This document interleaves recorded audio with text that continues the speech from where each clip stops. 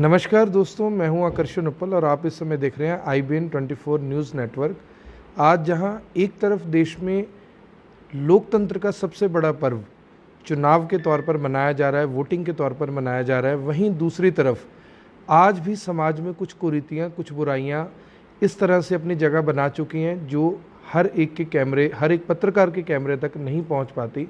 आज हमारे साथ एक बुज़ुर्ग हैं जिनकी दर्द भरी एक दास्तां हमारे सामने आई है और कहानी कुछ इस तरह है कि उनका बेटा, उनकी जो बहू है वो उनके साथ मार पिटाई करते हैं। बुज़ुर्ग की जो उम्र है वो लगभग 83 साल है और इस उम्र में भी बेटे और पत्नी के सुख की जगह उन्हें गली गली साइकिल पर जो छोटा मोटा कुछ करियाने का सामान होता है वो 10-10 रुपये के, 5-5 रुपये के पैकेट बनाकर घर घर में बेचते हैं, दुकान दुकान में बेचते हैं, जिससे उनका परिवार चलता है। और इस सब के बावजूद भी जब एक बेटे का, एक बहू का पेट नहीं भरता तो उनके दुख में शरीक होने की जगह उनके साथ मार पिटाई की जाती है, बेल्टों से उनको मारा जाता है, थप्पड़ मारे जाते हैं, मुक्के मारे जाते हैं। और जो बुज़ुर्ग 83 वर्ष की उम्र में भी इतना कुछ सह रहा है वो आज इंडिया ब्रेकिंग न्यूज़ के कैमरे पर है। मैं चाहूँगा कि इस खबर को जो भी युवा, जो भी लोग देख रहे हैं वो अधिक से अधिक शेयर ज़रूर करें, ताकि हो सकता है उस परिवार के उन बच्चों को इस खबर को देखकर शर्म आए, उनको महसूस हो सके कि आम आदमी की नज़र में इस तरह की कुरीति की कोई जगह नहीं है। आम आदमी इस बात को बर्दाश्त नहीं करेगा और ख़ासकर जब एक बुज़ुर्ग का, एक घर के बड़े बुज़ुर्ग का अपमान होगा तो उसे बर्दाश्त नहीं किया जाएगा। तो हमारे साथ हैं महाजन जी, जिनकी उम्र 83 साल है। गली गली में आपको फिर से बता दूं, छोटे छोटे 5-5, 10-10 रुपए के पैकेट बनाकर वो बेचते हैं ताकि उनका परिवार चल सके, ताकि उनके परिवार में लोगों को खाना मिल सके। और उसके बावजूद उनका बेटा और उनकी बहू उनके साथ मार पिटाई करते हैं। अंकल जी नमस्कार। नमस्कार जी। क्या नाम है आपका? मेरा नाम कस्तूरी लाल है। कस्तूरी लाल जी, कहाँ से हैं आप? मैं अमृतसर से आया हुआ हूँ जी। आजकल वैष्णो माता के मंदिर पीछे रह रहा हूँ। कहाँ? प्रेमनगर में? प्रेमनगर में। हाँ। तो मैं क्या आपको क्या बेटा बहू क्या कहते हैं आपको? देखो, क्या काम करते हो आप? मैं साइकिल पे थोड़ा थोड़ा सामान शिव कॉलोनी, रामनगर, प्रेमनगर, हांसी रोड, सबकी जगह पे जाता हूँ। मुझे लोग कहते हैं तुम्हारी इतनी उम्र है, तुम काम क्यों करते हो? पर ये मुझे सबसे क्या काम करते हो आप अंकल? मैं जीरा, धनिया, छोटे छोटे पाउच काली मिर्च के जो 5-5, 10-10 रुपए के 5 रुपए के गत्ते पे लगा के जी बेचता हूँ। मुझे नज़र बिल्कुल नहीं आता। चश्मा मेरा 7 नंबर का होता है, उसका मोटा सा लिखा होता है 5 × 20 = 100 लाल रंग से हर पत्ते के ऊपर। यहाँ मैं कुंजपुरा, यहाँ दिखाई नहीं देता आपको? मुझे बहुत कम नज़र आता है। मेरे को 7 नंबर का चश्मा लगता है जी। दोनों मेरे लेंस डेड हो गए हैं। तो मैं परसों चौथ भी नहाया था, तो गुस्से करने से थोड़ा सा पानी पैर को नहाया तो कहते सुबह क्यों नहीं आया? किसने बोला ये? मेरी बहू ने। उसने मेरे मुंह पर, मेरा लड़का पास ही था, मेरी बहू ने मेरे मुंह पर थप्पड़ मार। आपके मुंह पे थप्पड़ मारा? थप्पड़ मार दिया कि पानी तो मैं सुबह नहीं नहा सकते। तो इसी कारण इसकी माँ बहादुर जंग कॉलोनी में रहती है, मैं उनके घर गया था। मैं इसकी परिस्थिति बताई, इन्होंने बोला हम यादव हैं। मैंने उसको बोला तेरी बहू इतनी गंदी गालियाँ देती हैं, पीछे गालियाँ भी देते हैं आपको? पीछे से झाड़ू मार के मुंह से निकाल दूंगी। मैंने उसको ये बोला ये गालियाँ यादव लोग तो नहीं निकाल सकते। तो उसने बोला भाई तुम हमारे घर का पानी नहीं पीती हो, आज पियो, हम तुम्हें बताएंगे। उसने मुझको लिमका पिलाई। मैंने उसको बोला, वो कहने लगी हम कबीर पंथी हैं।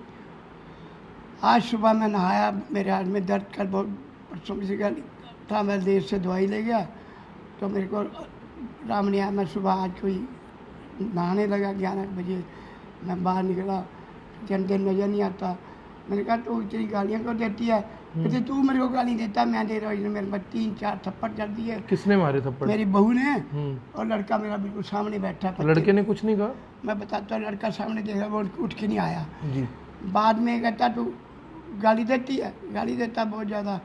मैंने कहा देख यार ये तो झूठ नहीं बोलूँगा। मैंने कहा ये यादव कहा था, तो ये तो कबीर पंथी शूट का था। मेरे लड़के ने ना, मैं नहा गया था, बेल्ट मेरी बिस्तर पे पड़ी थी, 7-8 बेल्टें मारी, अभी मेरी पीठ पे देख लो। मैं डॉक्टर बलदेव के पास गया, उन्होंने कहा मैं बेल्टों की दर्द की भी दवाई दे देता हूँ, मेरी जेब में अब दवाई है। तो अब ये कहती है कि थाने में आपकी शिकायत करेंगे? थाने में शिकायत करेंगे। आजकल का जमाना किसी 10,000 रुपये दे देंगे, अरे तेरे को इतने जूते मरवाएंगे कि थाने वाला भी तू यार।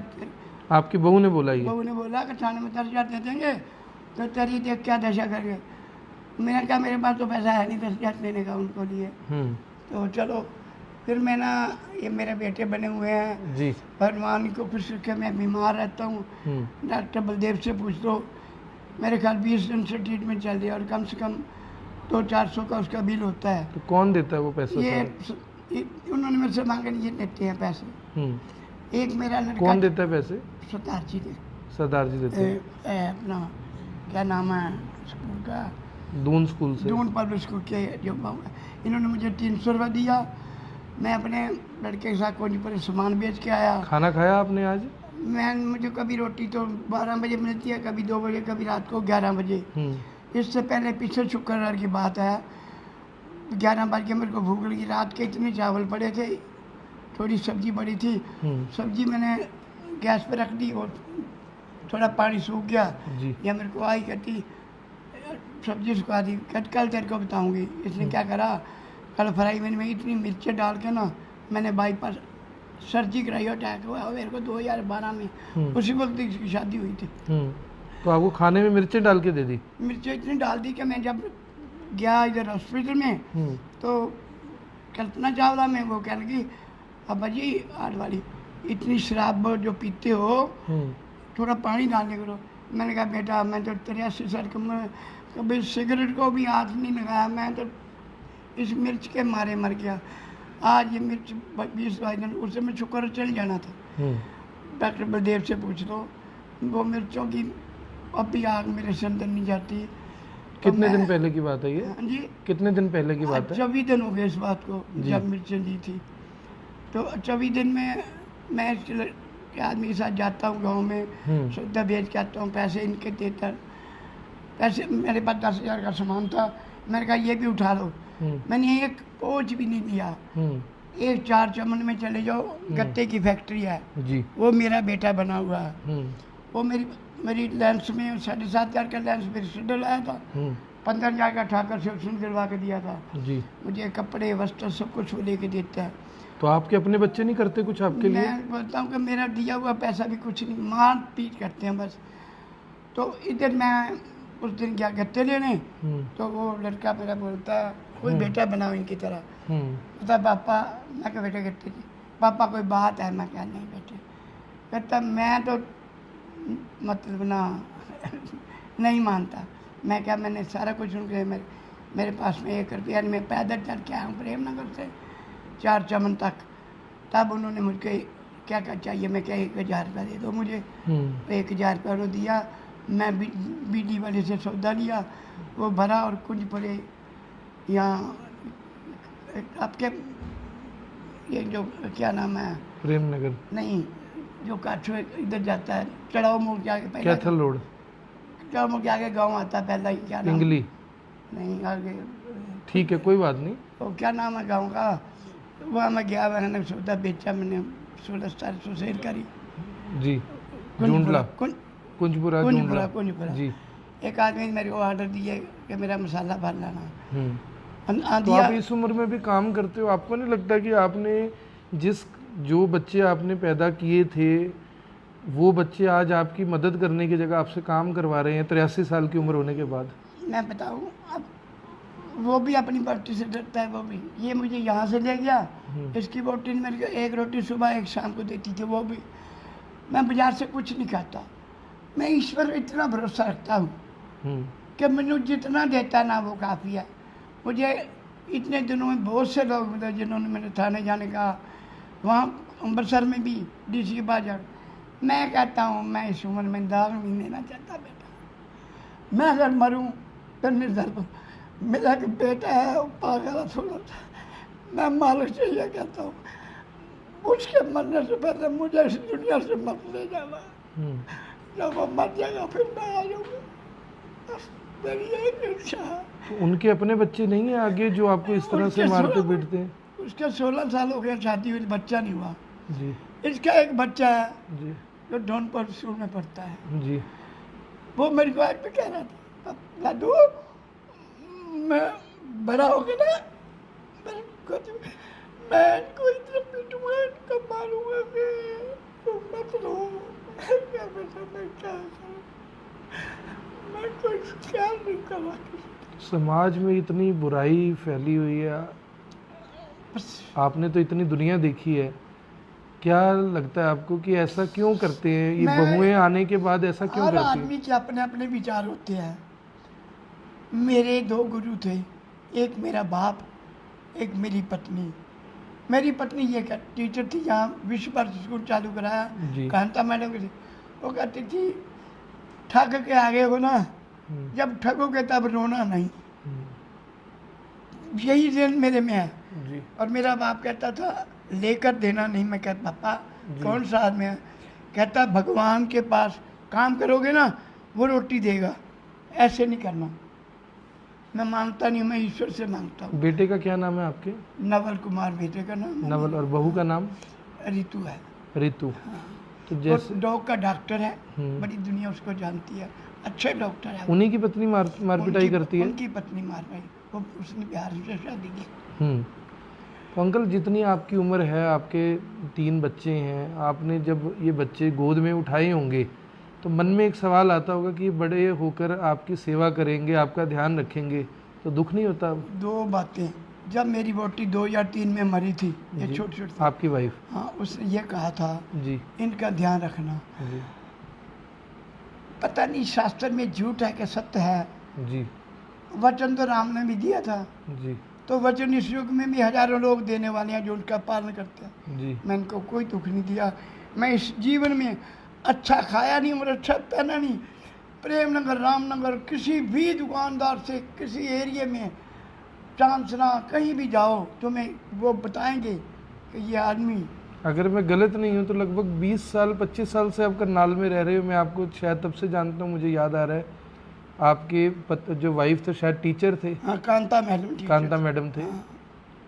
वो कोने के घर में कहीं आसपास रहते थे आप? पाला डेयरी के पाला आसपास? डेयरी के घर में मैं रहता था। हाँ, पाला डेयरी के मुझे घर याद में आ गया। उसकी मृत्यु हुई थी। जी जी जी अब देखो वो कितनी अच्छी थी और उसका नाम आज मरने के बाद भी पूछ लो। जी अरे हम तो बस इसलिए डरते हैं जी कि बेटा दाग नहीं लेके मरना। मैंने जी दामन पर दाग नहीं लगने देना।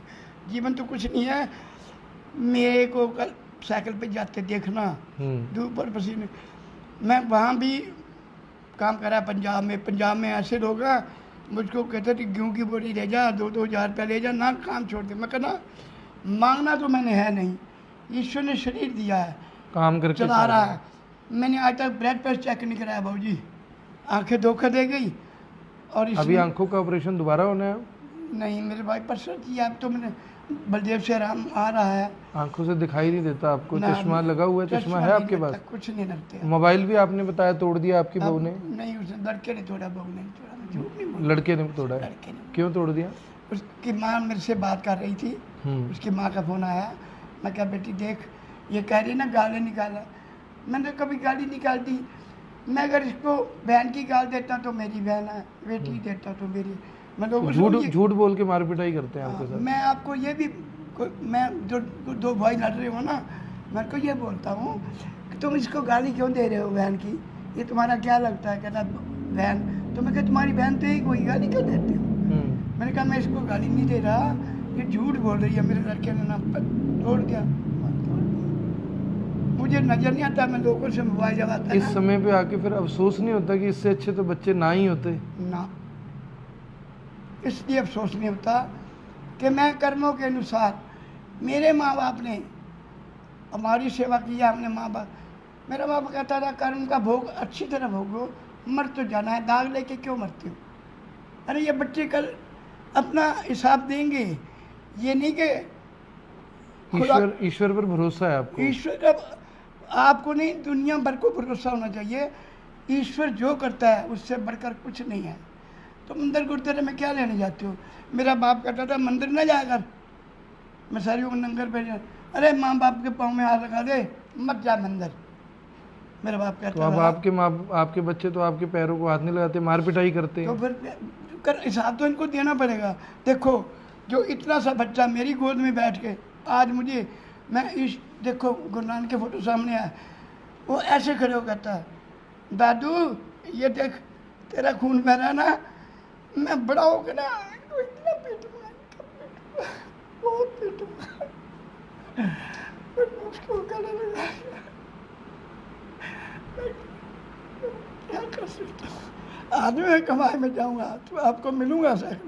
मैंने उनको थैले भी दे दिए, मैं 2 थैले जो यहाँ निकाल के लिया मेरी यहाँ। पुलिस में शिकायत करेंगे? नहीं करेंगे। क्यों?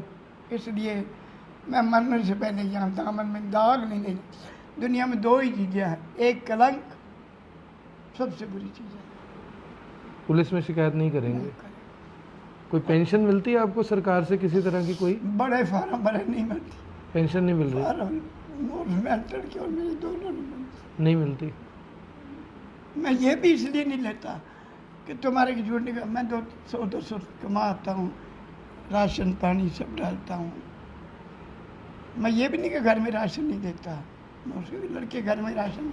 आपसे हम, क्योंकि हम खुद पत्रकार हैं, आपसे वादा करते हैं आपकी पेंशन इन चुनावों के बाद आगामी कुछ ही महीने में, चाहे किसी भी स्तर पर जाकर लड़ाई लड़नी पड़े, आपकी पूरी पेंशन लगवाई जाएगी। हम खुद उसके लिए आगे आएंगे और जो मदद IBN 24 की तरफ से हो पाएगी निजी तौर पर, वो हम मदद ज़रूर करेंगे।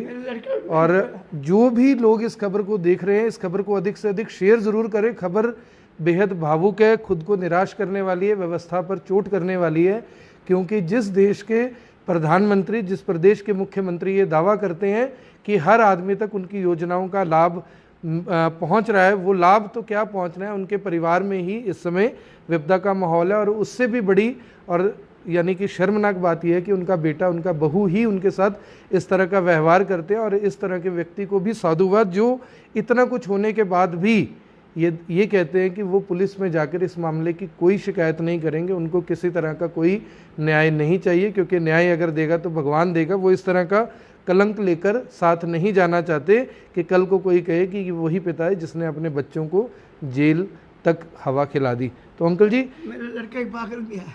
एक लड़का पागल है उसके आपका? लिए मैं जिंदा हूँ, इनके लिए नहीं जिंदा मैं। मेरा एक लड़का मेंटल है। कोई पेंशन उसको मिलती है? नहीं मिलता, मैं कुछ नहीं मिलता, कोई पेंशन नहीं मिलती। हम आपकी पेंशन जो भी होगी लगवा देंगे, वो सारा ही ना जो भी पेंशन होगी आपकी हम लगवा के देंगे चुनावों के बाद, क्योंकि अभी चुनावों का माहौल है। चुनावों के बाद हम आपकी पेंशन लगवा के देंगे। जो निजी तौर पर आर्थिक मदद होगी वो भी हम आपकी करेंगे। हमारे जो दर्शक देख रहे हैं, अगर आप में से कोई इस बुजुर्ग 83 वर्षीय इस बुजुर्ग की मदद करना चाहता है तो इनकी मदद के लिए ज़रूर आगे आएँ। आप हमसे संपर्क कर सकते हैं, हम आपकी दी हुई मदद इन तक ज़रूर पहुंचा देंगे, या आपको इनका पता दे देंगे, आप सीधे भी जाकर इनसे मिल सकते हैं। और अब उस शख्सियत से मिलेंगे जो पिछले लंबे समय से पर्दे के पीछे रहकर उनकी मदद करते आए हैं। करनाल के जाने माने शिक्षक हैं, शिक्षाविद हैं, बहुत बड़ी संख्या में बच्चों की, बड़ों की, बुज़ुर्गों की, महिलाओं की, बुज़ुर्ग महिलाओं की मदद करते आए हैं। कुलजिंदर मोहन सिंह भाट है हमारे साथ, IPS UPSC के थ्रू IPS अधिकारी के तौर पर कार्य कर चुके हैं, जज रह चुके हैं, और बुज़ुर्ग जैसा कि बता रहे हैं कि इनका इलाज भी वही करवाते रहे हैं। उनसे बात करते हैं। सर, मैं भी आपका छात्र रहा हूँ, क्या कहना चाहेंगे सर जो आपने इनकी कहानी और दास्तां सुनी? ये बुज़ुर्ग जो है पिछले काफ़ी सालों से इनका आना जाना है स्कूल में। पहले एक अभिभावक के तौर पे ही आते रहे, लेकिन इनका जो तरीका बात करने का, या जिस तरह से ये स्नेह रखते थे सबके साथ जी, तो मैं इनसे काफ़ी प्रभावित था। पिछले काफ़ी समय से ये काफ़ी परेशान थे। जब मैंने इनको थोड़ा कुरेदा तो पता चला कि इनके साथ घर में काफ़ी दुर्व्यवहार हो रहा है। शुरुआत में नहीं बताया इन्होंने आपको? इन्होंने नहीं बताया। जी। ये कहते हैं मैं स्वाभिमानी हूँ, मेरे अंदर स्वाभिमान है, मैं मरना पसंद करूँगा बजाय किसी से मांगने के। इनकी कहानी सुनकर मेरी आंखें भी भरी। तो मैंने इनको कहा कि आप पुलिस में नहीं जाना चाहते तो क्यों ना इस मामले को हम सामाजिक मंच पे उठाएं। जी, समाज के सामने एक प्रश्न पैदा हो कि आज का जो एक बुजुर्ग है, आप जैसे हजारों बुजुर्ग होंगे घरों में जी, जिनकी कहानी घर से बाहर नहीं आती, जी, तो क्यों ना इस बात को आप मीडिया के जरिए जी, आप लोगों तक पहुंचाएं। जी, और हो सकता है कि एक सामाजिक तौर पर जब उन पर दबाव आएगा आपके बच्चों पे, तो वो भी अपने व्यवहार को सुधारेंगे। जी, तो बड़ी मुश्किल से ये बुजुर्ग राजी हुए, और उसके बाद जैसा कि अभी आपने इनकी कहानी सुनी, जी, ये बात सामने आती है कि सारी उम्र परिवार को देने के बाद, जी अपनी मेहनत से बच्चों को पाल पोस के बड़ा करने के बाद भी आज एक बुजुर्ग 83 वर्षीय बुजुर्ग धक्के खाने को, मार खाने को मजबूर है।